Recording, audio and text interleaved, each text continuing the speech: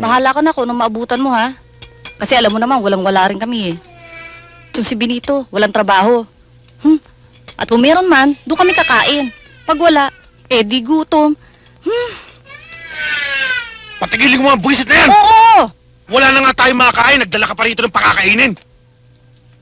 Eh, sinabi ko naman sa'yo, tutulungan naman niya ako dito, eh. At saka wala ibang matatakbo ng pinsan ko. Buwisit na tulong yan. Iba ka rin naman kasi, no? Ibang klase kang tao ka. Hindi ka makatanggi. Samantalang nung nagkakandahirap tayo, 50 pesos lang di tayo mapahiram ng inan yan. Buwisit. Sinabi ko naman sa'yo, talagang walang-wala rin naman sila, eh. Ang tigas naman ng ulo mo, eh. Matigas, ha? Ako pa matigas ang ulo ngayon. Ha? Ngayon, ako ang masusunod. Sabihin mo sa pinsan mo, maghanap sila ng ibang matitiran. Makatulog na! Buwisit na buhay to!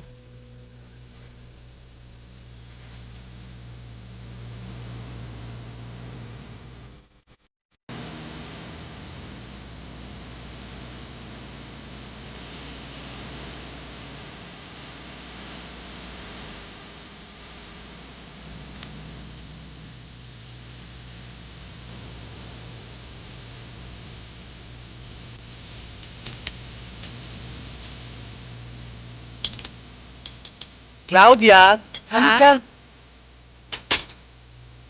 Kumain ka muna. Mamaya na yan. Alam kong masipag ka, kaya hindi mo na kailangan magpa-impress pa sa akin, ha? Halika. Kumain ka, ha? O, ha? Sit down. Kumain ka. May kanin dyan, may ulam dyan.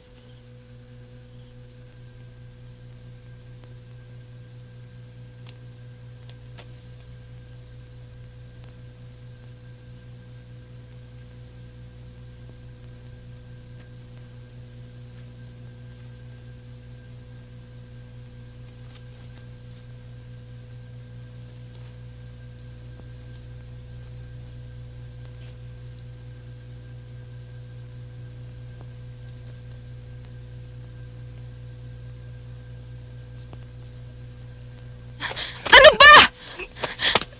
Walang iya ka! Bitiwan mo ko! Bitiwan mo ko, bastos!